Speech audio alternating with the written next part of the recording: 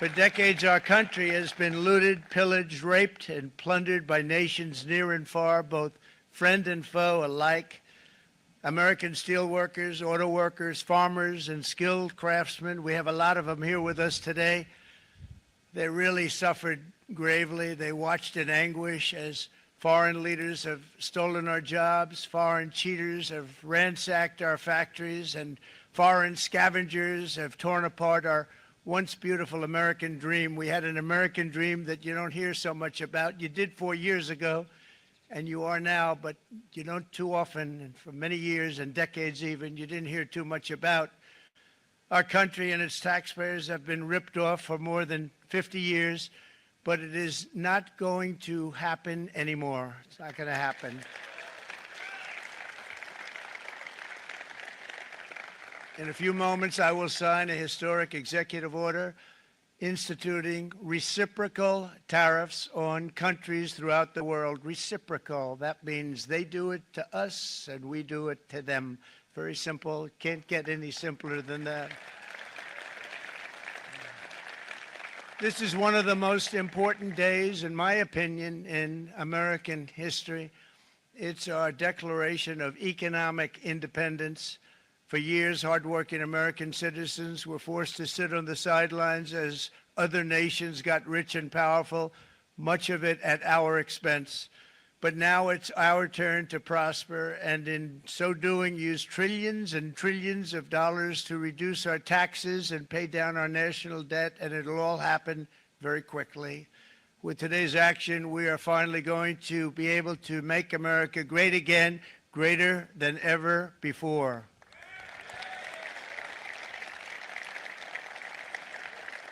Jobs and factories will come roaring back into our country, and you see it happening already. We will supercharge our domestic industrial base. We will pry open foreign markets and break down foreign trade barriers. And ultimately, more production at home will mean stronger competition and lower prices for consumers. This will be indeed the golden age of America. It's coming back. We're going to come back very strongly.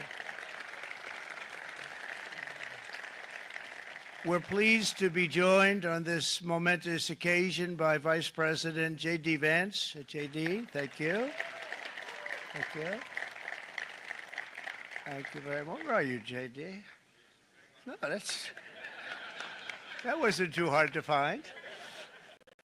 I was looking, he likes to take a low-key attitude, so it'd usually be sitting right in front. He's gaining a lot of confidence, Mike, isn't it? And nearly my entire cabinet is here, as well as Speaker Mike Johnson, who's done an amazing job. And with the great success we had last night in Florida, we have a majority of 7. And 7's like a lot when we had it at 1, right? You've done a fantastic job. And many of the members of the House and Senate are with us. Senators, Congressmen, thank you all for being with us. We appreciate it. For decades, the United States slashed our trade barriers on other countries, while those nations placed massive tariffs on our products and created outrageous non-monetary barriers to decimate our industries. And in many cases, the non-monetary barriers were worse than the monetary ones. They manipulated their currencies, subsidized their exports, stole our intellectual property, imposed exorbitant VAT taxes to disadvantage our products, adopted unfair rules and technical standards, and created filthy pollution havens. They were absolutely filthy, but they always came to us and they said, we're violating, we should pay for it. It's all detailed in a very big report by the U.S. Trade Representative on Foreign Trade Barriers, and I'll just hold it up for you. It's available, and you don't have to pay too much. As I understand it, you'll pay nothing. It's a lot of work for something, actually, because it's a special book. It's frankly, it's very upsetting when you read it, when you see what people have been doing to us for 30 years. This all happened with no response from the United States of America, none whatsoever. But those days are over. Let me offer just a few examples of the vicious attacks our workers have faced for so many years. The United States charges other countries only a 2.4 tariff on motorcycles. Meanwhile, Thailand and others are charging much higher prices, like 60%. India charges 70%. Vietnam charges 75%, and others are even higher than that.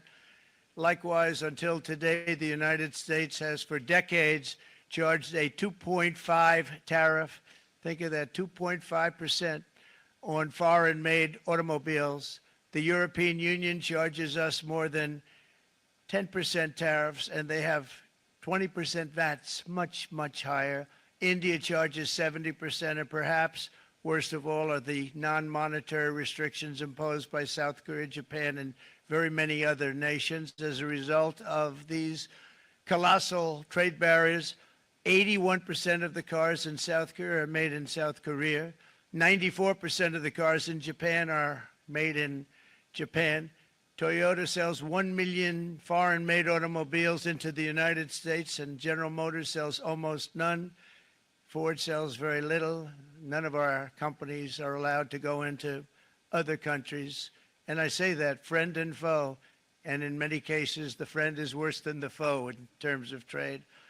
But such horrendous imbalances have devastated our industrial base and put our national security at risk. I don't blame these other countries at all for this calamity. I blame former presidents and past leaders who weren't doing their job. They let it happen, and they let it happen to an extent that nobody can even believe. That's why, effective at midnight, we will impose a 25% tariff on all foreign-made automobiles.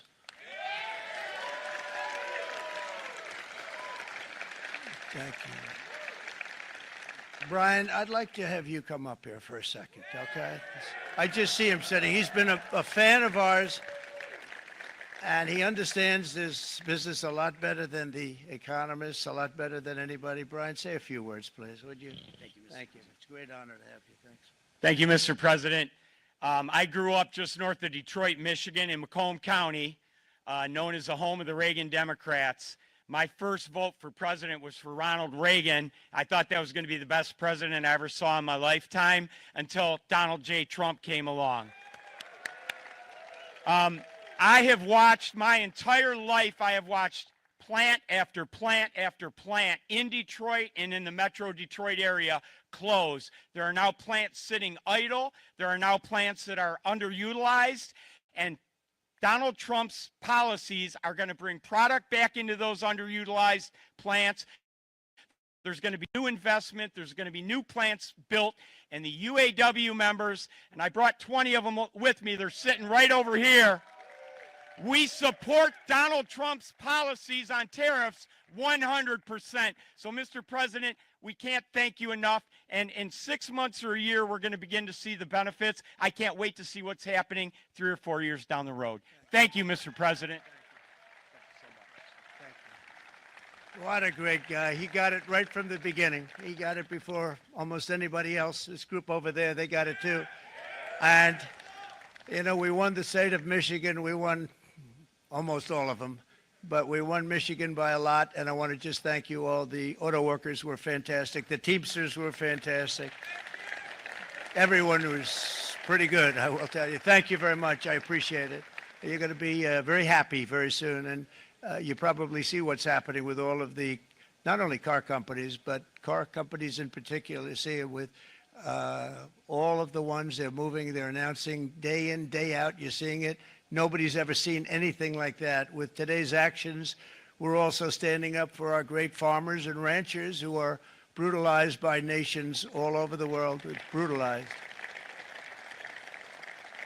Canada, by the way, imposes a 250 to 300% tariff on many of our dairy products. They do the first can of milk. They do the first little carton of milk at a very low price, but after that it gets bad, and then it gets up to 275, 300%. So when they're figuring what's Canada charging, they say, oh, about 2%, 3%.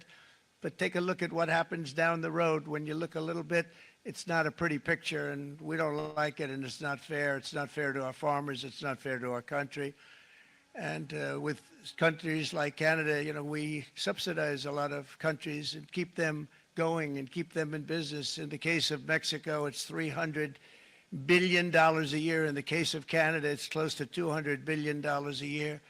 And I say, why are we doing this? Why are we doing this? I mean, at what point do we say, you got to work for yourselves and you got to, this is why we have the big deficits. This is why we have that amount of debt that's been placed on our heads over the last number of years. And we're really not taking it anymore. Through non-tariff barriers, the European Union bans imports of most American poultry. You understand? They say, we want to send you our cars, we want to send you everything, but we're not going to take anything that you have. Australia bans, and they're wonderful people and wonderful everything, but they ban American beef, yet we imported $3 billion of Australian beef from them just last year alone. They won't take any of our beef. They don't want it because they don't want it to affect their farmers. And you know what? I don't blame them, but we're doing the same thing right now, starting about midnight tonight, I would say. And China charges American rice farmers an overquota, it's called, a tariff rate of 65%. South Korea charges 50, actually they charge different, from 50% to 513%. And Japan, our friend, charges us 700%, but that's because they don't want us selling rice and other things. Who can blame them, Madam Secretary? Agriculture, great job you did on eggs, by the way. The egg prices came down 50%.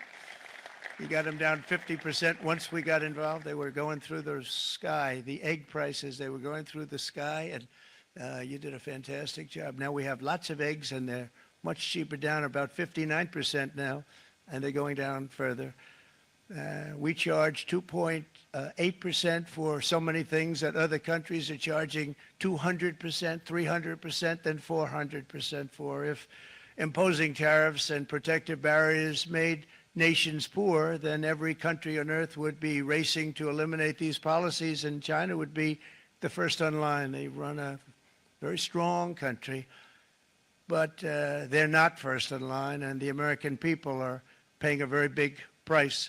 From 1789 to 1913, we were a tariff-backed nation, and the United States was proportionately the wealthiest it has ever been. So wealthy, in fact, that in the 1880s, they established a commission to decide what they were going to do with the vast sums of money they were collecting. We were collecting so much money so fast, we didn't know what to do with it. Isn't that a nice problem to have? What do you think, Marco? Good problem? Marco would love that problem. But we don't have that problem anymore, but we're not going to have it very much longer, I will tell you. But they collected so much money, they actually formed a commission to determine what they were going to do with the money, who they were going to give it to, and how much.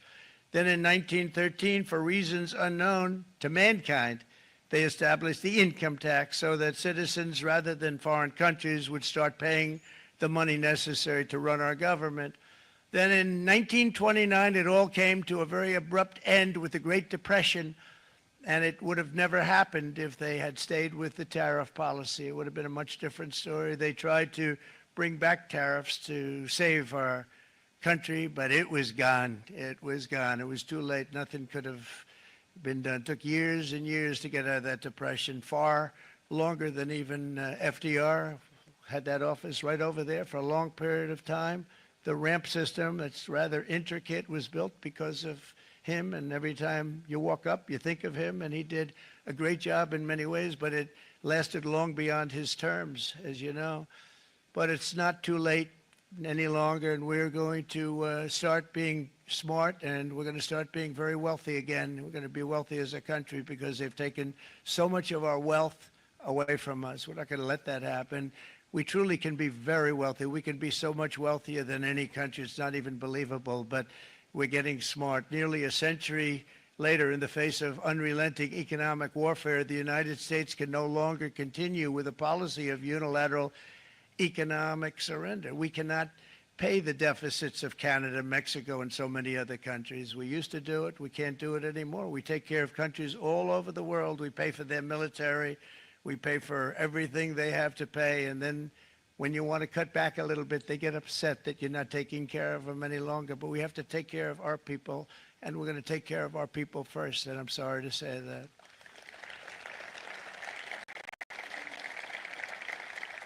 And today we're standing up for the American worker, and we are finally putting America first.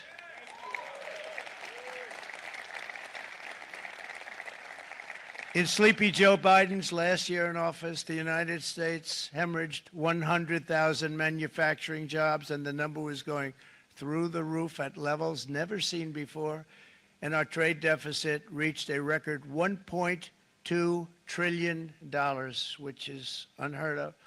Since the beginning of NAFTA, the worst trade deal ever made, it was a horror show. I was able to terminate it. They all said you'd never be able to get it out.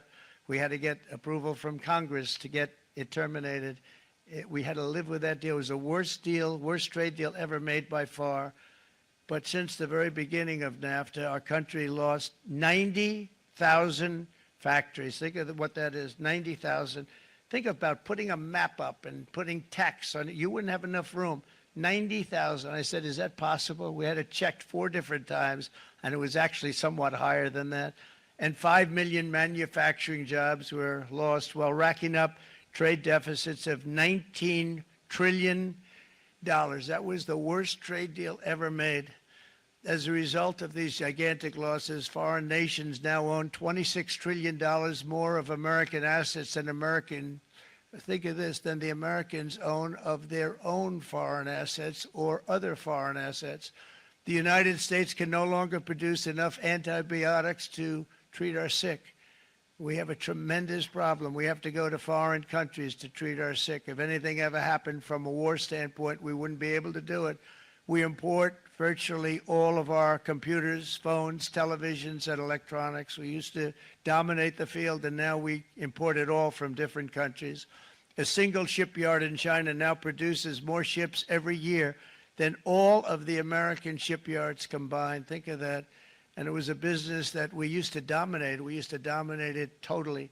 In short, chronic trade deficits are no longer merely an economic problem. They're a national emergency that threatens our security and our very way of life. It's a very great threat to our country. And for these reasons, starting tomorrow, the United States will implement reciprocal tariffs on other nations. It's been a long time since we even thought of that. We used to think about it a lot. We didn't think about it for many decades, and you see what's happened. For nations that treat us badly, we will calculate the combined rate of all their tariffs, non-monetary barriers, and other forms of cheating. And because we are being very kind, we're kind people, very kind. You're not so kind when you get ripped off with your salaries. My auto worker friends and my Teamster friends and all of the unions that typically voted Democrat, they're not voting Democrat anymore because worker, whether union or non-worker, they're for the Republicans now. That's what happened. But we will charge them approximately half of what they are and have been charging us. So the tariffs will be not a full reciprocal. I could have done that, yes, but it would have been tough for a lot of countries who didn't want to do that. I'd like to see the chart if you have it. Could you bring it up, Howard? This is our great Secretary of Commerce, Howard Lutnick. Thanks, Howard. So if you look at that, China, first row, China, 67%. That's tariffs charged to the USA, including currency manipulation and trade barriers. So 67%, I think you can, for the most part, see it. Those with good eyes, with bad eyes. We didn't want to bring, it's very windy out here. We didn't want to bring out the big charts because it had no chance of standing. Fortunately, we came armed with a little smaller chart.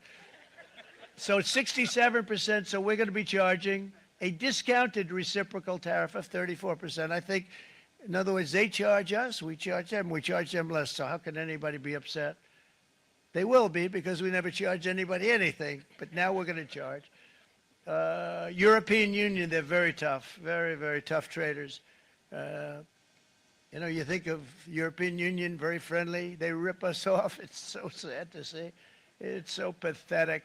39%, we're going to charge them 20%, so we're charging them essentially half. Vietnam, great negotiators, great people. They like me, I like them. The problem is they charge us 90%. We're going to charge them 46% tariff.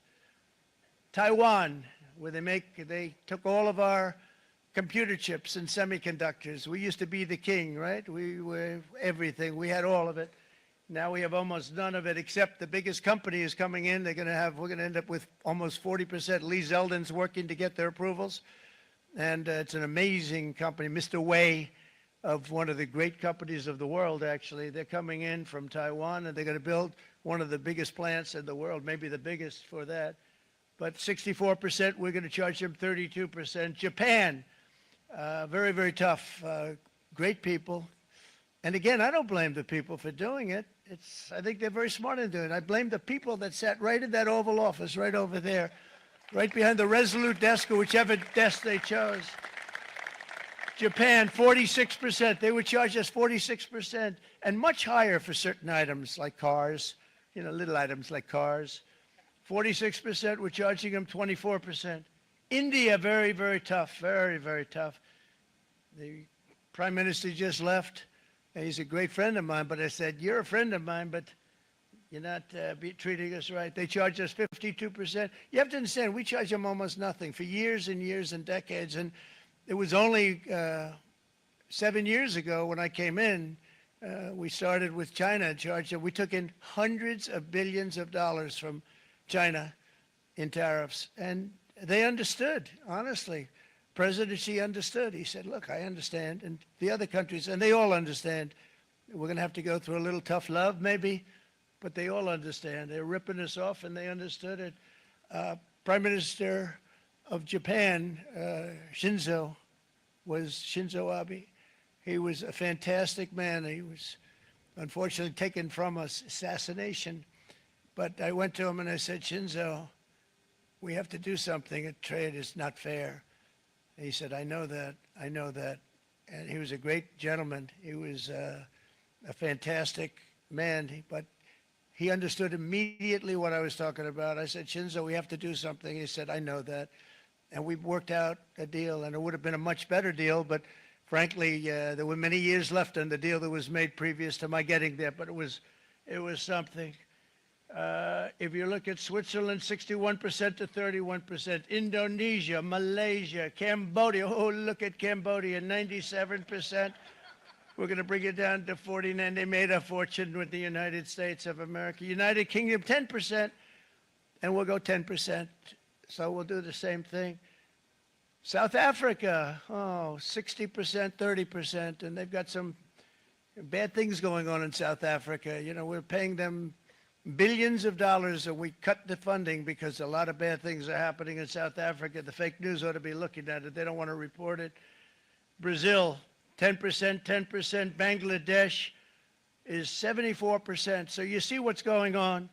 Pakistan, 58%. Sri Lanka, 88%.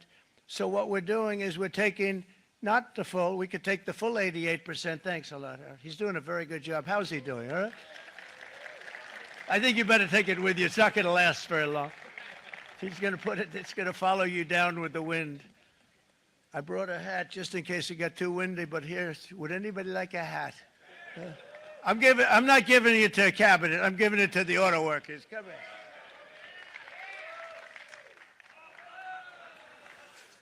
Thank you, fellas. Get it. That's it.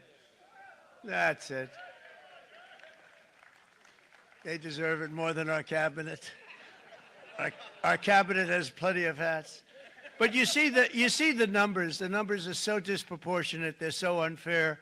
At the same time, we will establish a minimum baseline tariff of 10%. You notice that on the chart. And that'll be on other countries to help rebuild our economy and to prevent cheating. So we're going to have a minimum of cheating, and we're going to be very severe on the people that at the gate that watch the tariffs and watch the product coming in, because there's been a lot of bad things happening at the gate because the money is so enormous that you're talking about. There's never been probably anything like it in terms of the enormity, and there are a lot of bad things happen at the people that do the check-in, and they're looking at 10-year jail sentences if they do play. We're going to treat them so good, but if they cheat, the repercussions are going to be extremely strong.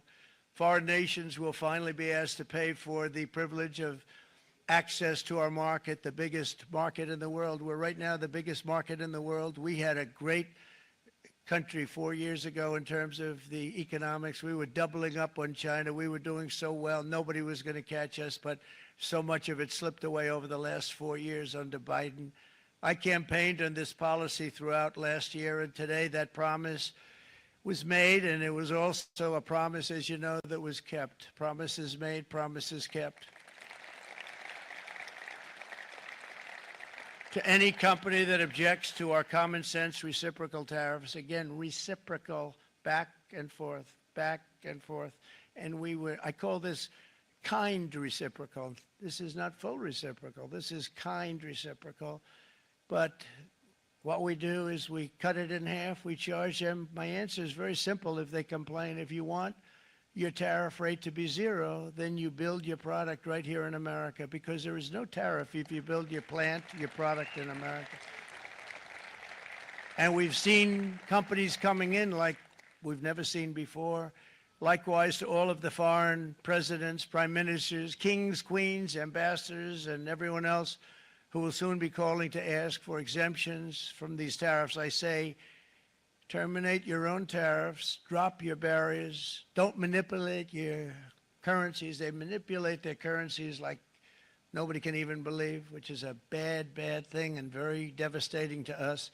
And start buying tens of billions of dollars of American goods. Tariffs give our country protection against those that would do us economic harm. And many people were looking to do us economic harm. Maybe not so obviously, but they were doing tremendous economic harm. But even more importantly, they will give us growth. These tariffs are going to give us growth like you haven't seen before, and it'll be something very special to watch. I am so looking forward, and Brian, it's going to happen even faster than you said. You know, you might say, but it's already started. It's already started. Work's already begun on plants all around the country, and you see that it's before. These are big, rich companies. We have $61 billion started on a big plant going up. It's going to be announced over the next 2 days, and they already started work. Many of these the biggest companies in the world, they've committed to build, build, build. We're going to build, build, build, sir. And they came here to see me, and wanted to know if they could have a press conference. I do as many as I can. I'm pretty busy trying to stop Russia and Ukraine and the Middle East. We got to stop that. We got to stop the Houthis, which we're making tremendous. They like shooting ships down and out of the water, sinking ships. They get a kick out of it, but they're not getting such a kick out of it now, are they, Mr. Secretary? They're not getting such a kick out of that now. But here are just a short list of some of the companies that have already announced and committed to investment. And this is a company that built its factories and its plants in China. Apple is going to spend $500 billion. They never spent money like that here. They're going to build their plants here. SoftBank, OpenAI, and Oracle, great companies, are investing $500 billion almost immediately. NVIDIA, a hot company, is investing hundreds of billions of dollars. They just announced. TSMC, the biggest, most important company in the world of chips from Taiwan, with no investment from us, is investing $200 billion. And they said the reason was, number one, the election of November 5th, and number two, the tariffs. They don't want to pay the tariffs, and the way they're not paying it is to build their plant here. So we're going to go from almost no percentage. We used to have 100% of the chip market. Now it's all in Taiwan. Almost all of it's in Taiwan, a couple of other countries, but mostly in Taiwan. And think of it, we had 100%. We lost it because of people in that office that didn't do their job. They allowed it to be stolen from us. Johnson & Johnson, great company, $55 billion. Eli Lilly, $27 billion. Meta is investing $500 billion. Wow. DeMac is investing $20 billion. CMA, CGM, $20 billion. And then you have Merck and Clarios, Stellantis, General Motors, GE Aerospace, Honda, Nissan, Hyundai are all putting in billions and billions of dollars, and they're committed 100%. So.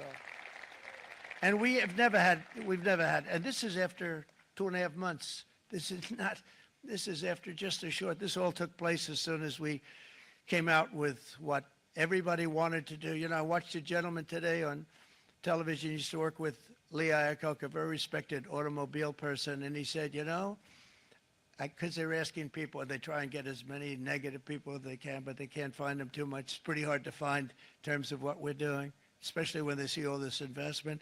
They said, so tell me, what do you think of what Trump is doing from the automobile standpoint? He said, I can't believe it. Somebody is finally, he's an older guy, real pro, really top guy, with Lee Iacocca. He said, I never thought I'd see the day when this would happen, where somebody had the courage to go and do what has to be done.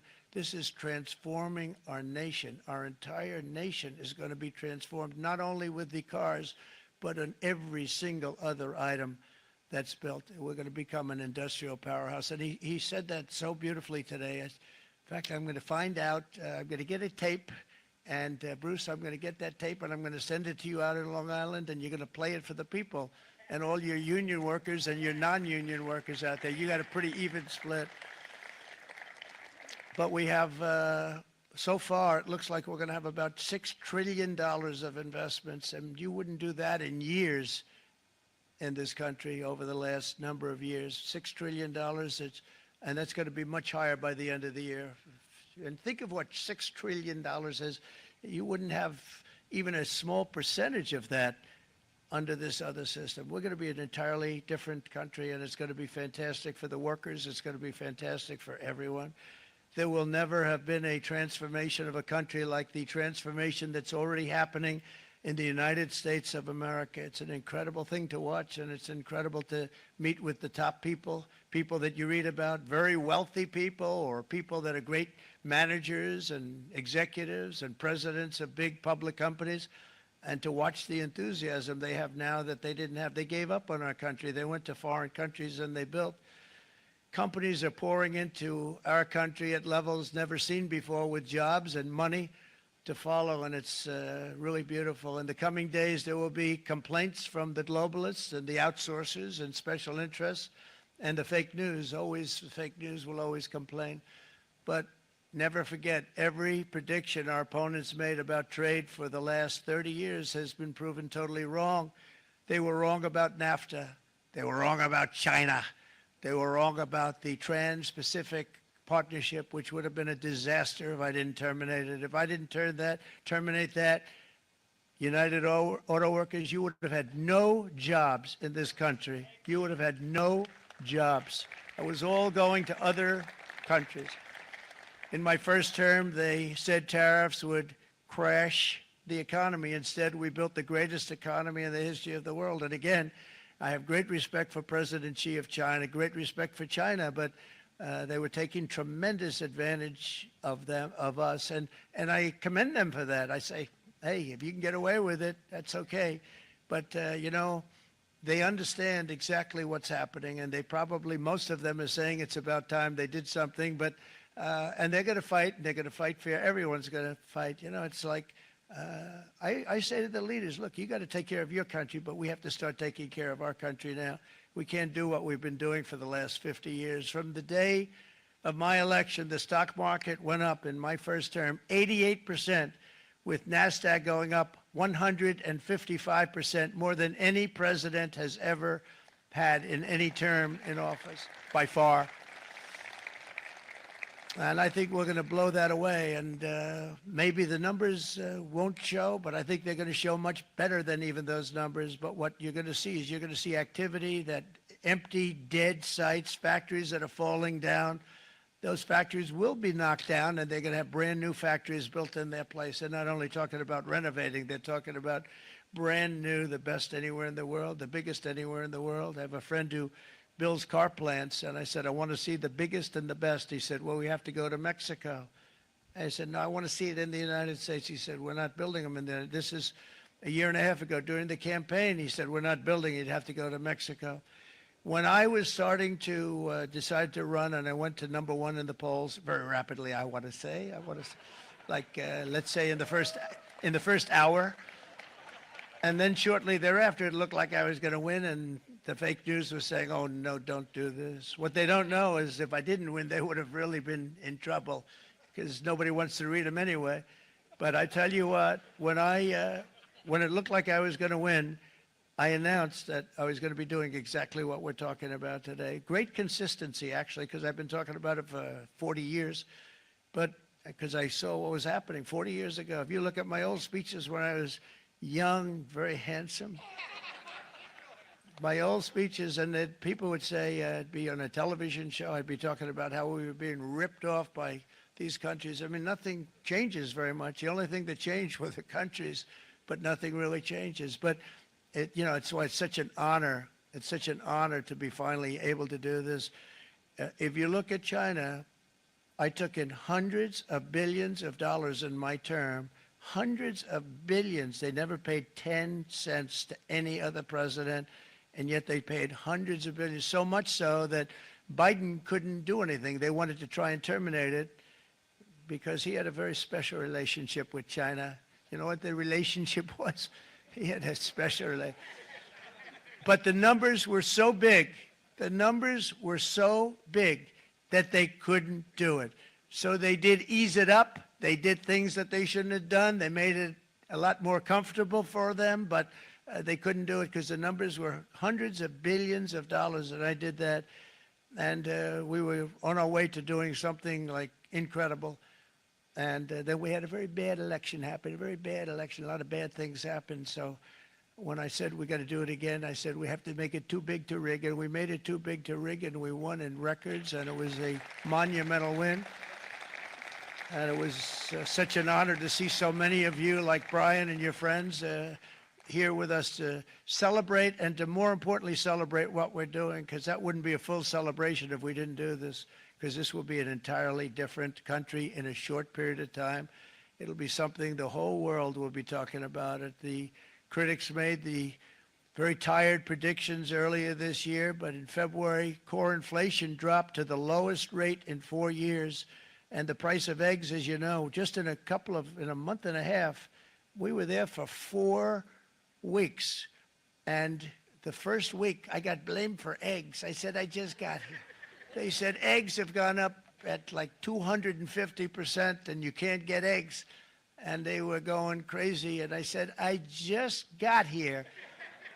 And then we got to work on eggs, and we got to work on everything. And our great Secretary of Agriculture, you did a fantastic job. Brooke Rollins, he did a fantastic job. And as I said before, the price of eggs dropped now 59%, and they're going down more, and the availability is fantastic. They were saying that for Easter, please don't use eggs. Could you use plastic eggs? I said, we don't want to do that. We want to, and you really came through. It's an amazing job. Thank you very much, Brooke. You did great.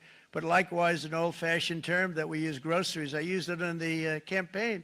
It's such an old-fashioned term, but a beautiful term, groceries. It sort of says a bag with different things in it. Groceries went through the roof, and I campaigned on that. I talked about the word groceries for a lot, and energy costs now are down. Groceries are down. Gasoline is way under $3, and people are beginning to be able to buy things and live again. We brought prices way down. We created 10,000 already in a few weeks, new manufacturing jobs. And it was that took place in 1 month, numbers that they haven't seen in a long time. We had virtually no inflation under my term. We had virtually no inflation for 4 years, but after transitioning over to Sleepy Joe, it went from almost non-existent to the highest in the history of our country. They're the highest inflation in the history of our country, brought up by energy and bad spending and bad policy, and a lot of bad things happened. How about allowing millions and millions and millions of people to pour into our country with open borders, where it's so sad to see even now. And I see our great secretary you have done. Stand up, please, Christy. Stand up. Christy Noem and Tom Homan. These people are doing a great job, but gotten them out in records. We have problems with judges that don't want them to go out. They want Tren de Aragua, and they want MS-13, the most vicious gangs ever. Nobody's ever seen anything like it. Absolute killer gangs. They kill people. They don't even think about it. And we put them out, and we have judges now, radical left judges that they don't want them to go out. They want them to even be brought back. Let's bring them back. You've done a fantastic job, and please thank everybody. Homeland Security. Thank you, everybody. Appreciate it. And we now have a border that's the best border that we've ever had, even better than it was my first term. My first term we did good, but this one we really specialized in. We've done really well. And we had records then. We had the best, safest border 4 years ago. We had the best border there ever was. And now we have, you've actually matched it and done even better. And we're going to get it down the right way. And we want people, by the way, to come into our country, but we want to come in through a legal process. We want them to come in legally. We need more people. We need people to run these plants and to help the auto workers and the Teamsters and the non-union people and everybody else. But we need people and the farmers. And we're going to let people come in, but they want to come in. We want them to come in legally. They have to have the capability of loving our country, not people that hate our country. We don't want them in our country. And now we're going to pass the largest tax cuts in American history, and that's where we're relying on Mike and John Thune. And we will not cut Social Security, Medicare, or Medicaid benefits, and the Democrats will, because if they got in, the entire economy would collapse. This country was heading for a collapse under the people that you saw. They were horrible. I think one of the reasons people like the job, I have my highest approval ratings because I think they're comparing me to the worst administration in the history of our country, so I appreciate that at least. But Speaker of the House Mike Johnson and Senate Majority Leader, appreciate it, Mike. John Thune have been fantastic, by the way. But they've been working tirelessly on taking the next step to pass the plan for our one big, beautiful bill. I'd like to name it that if you can. One big, beautiful. I made that statement about 6 months ago, and everybody calls it one big, beautiful bill. And it will be that. It'll have everything, the big tax cuts and every incentive there is. And it'll be fantastic. And by the way, for the cars, we're asking for an interest deduction on a loan. So if you build the car, only in America we do it, Brian. If the car's not built in America, you don't get the interest rate deduction. But if you build the car in America, if you buy a car, if it's built in America, then you get an interest rate deduction, tax deduction, and that's a big thing. It's going to be a big thing. I think that's going to pay for itself very quickly, that deduction. Never happened. We've never had anything like that before. Somebody said, where do you get the idea? Because it's so basic. You would think that would have happened a long time ago. It never did, and I'm very happy it didn't because now I can say that was my idea. But we're going to get us closer to the debt extension. We have to get the debt extension passed, and I know you're going to be able to do that, Mike, and it's very important that you do that. And all of the other things that the Senate budget plan gives us, along with working, because I know they're working together, John and Mike, and the two bills are going very well together. We need to get our shared priorities done, including certain permanent tax cuts. We want the tax cuts to be permanent, spending cuts, energy and historic investments in defense, border, and so much more. We're covering everything. These will be phenomenal. There'll be no bill like this going to straighten. One bill is going to straighten out our country for many, many years to come. And we said, let's just do it and let's get it done. And some guys will love it and some guys will like it a little bit less because they're not getting what they were exactly looking for, but they're getting a lot. They'll never, if we get this done, it'll be the most incredible bill ever passed in the history of our Congress and Senate and congressmen, the senators and the congressmen, many of whom are here today, will be very proud of themselves. I really believe that it's going to set us on a whole new prosperous path. We're going to cut spending and right-size the budget back to where it should be. We're going to do that very strongly. Thank you, Rick. Thank you. John, thank you. Oh, look at all of our senators over there. Oh, boy, that's a nice group of people. But I won't like them so much if they don't get this bill done. That's a great group, and Congressman, thank you very much. I appreciate it. Tremendous people. The Senate plan has my complete and total support, and the House plan likewise is very similar. They're moving along pretty much at the same clip, and as soon as you're ready, you'll show it to me, and I'm sure it'll have my support, Mike. Every Republican congressman and senator must unify. We have to unify. We can't be separated. We have to get it done. We have to get absolutely everything we can, and we have to take care of the American people. That's the only thing that matters. We have to take care of the American people first. We need to pass this bill immediately, get it done, including debt extension. From this day on, we're not going to let anyone tell us that American workers and families cannot have the future that they deserve. We're going to produce the cars and ships, chips, airplanes, minerals, and medicines that we need right here in America. The pharmaceutical companies are going to become roaring back. They're coming roaring back. They're all coming back to our country, because if they don't, they got a big tax to pay. And if they do, I'll be very happy, and you're going to be very happy, and you're going to be very safe. We're going to build our future with American hands, with American heart, American steel, and we're going to build it with American pride like we used to. We're approaching our 100th day as president, and have been given credit by a lot of people, actually, even some of the fake news. Can you believe it? Which in this case hopefully isn't fake, for having done more in that time than any other administration in the history of our country in the first 100 days. I think we've had an amazing, in terms of what we've done, what we've gotten accomplished. I'd like to see if we can get that war ended and another war from not starting in the Middle East.